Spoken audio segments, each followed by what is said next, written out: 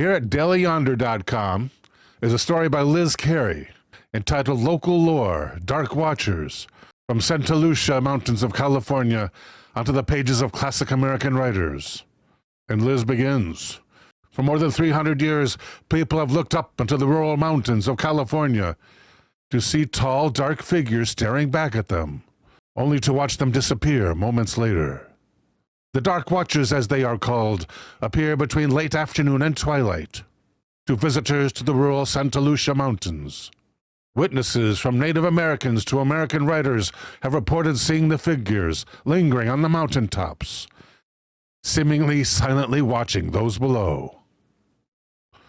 The Santa Lucia Mountains stretch along the California coast, from Monterey County up through central San Luis Obispo County. In the early days of the state, they presented a challenge to Spanish explorers making their way to the ocean. As these explorers made their way up the mountains in the 1700s, they reported seeing these dark figures and named them Los Vigilantes Oscuros, literally the Dark Watchers. Later, as American settlers made their way over the mountains, they too reported the feeling of being watched from above. What have come to be known as the Dark Watchers are typically said to be very tall humanoid entities, ranging in height from 7 feet tall all the way up to around 15 feet. Dressed all in black and wearing flowing cloaks and wide-brimmed hats, with many sightings also mentioning some sort of staves or sticks in the being's hands. Brent Swanser wrote on MysteriousUniverse.com. Facial features are not typically seen, and they are almost always silent. Enigmatic figures, usually seen at a distance, up on ridges, silhouetted against the darkening twilight sky, always at around dusk or dawn, quietly looking over and surveying their domain, with unknowable purpose, and often vanishing in the blink of an eye, especially if one tries to draw closer. Thank you, Chili Bean, for the super chat. So happy to see you again, from Elizabeth with a nice sunflower.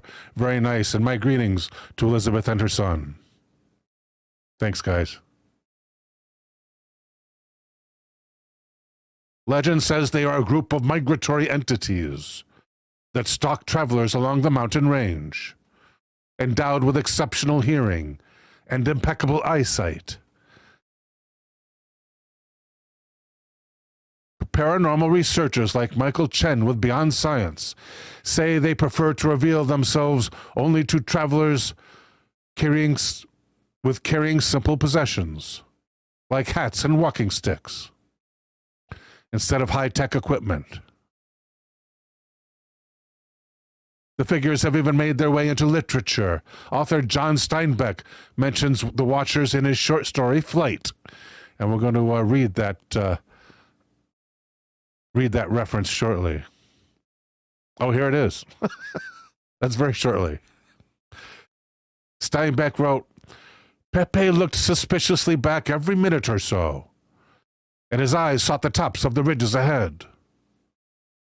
Once, on a white barren spur, he saw a black figure for a moment, but he looked quickly away, for it was one of the Dark Watchers.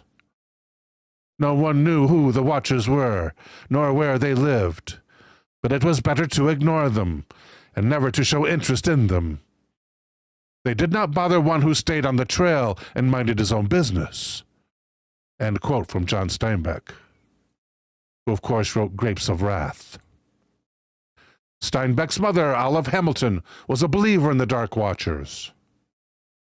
Thomas Steinbeck, the famous author's son, said that his grandmother often told tales of her days as a young teacher, riding through remote woods of the mountains on her way to teach.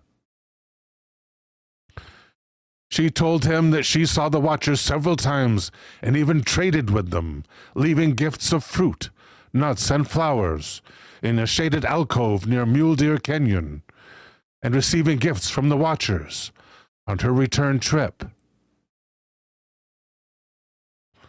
And California poet Robinson Jeffers mentions them in his poem, Such Counsels You Gave to Me, where he wrote, quote, he thought it might be one of the watchers, who are often seen in this length of coast range, forms that look human to human eyes, but are certainly not. They come from behind the ridges to watch. End quote.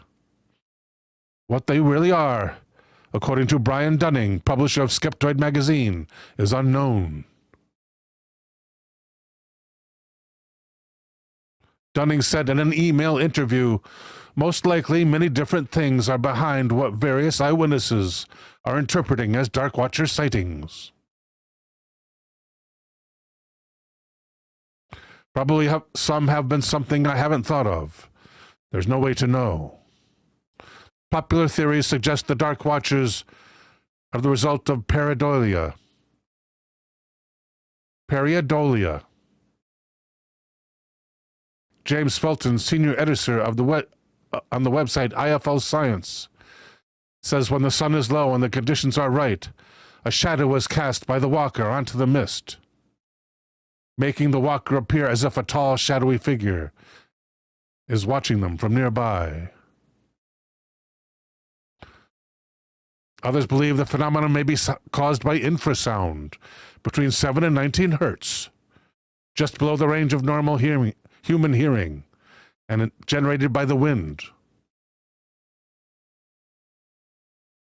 In 2003, a psychologist and several of his British colleagues conducted an infrasound experiment. In it, they subjected some 700 people to a concert featuring 4 pieces of music, 2 of which contained 17 hertz tones at a volume just at the edge of human hearing. As a result, some 22% of the audience reported feeling anxious, uneasy, or fearful,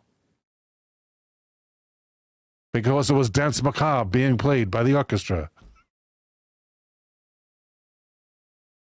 For now, however, no one knows for sure what is to blame.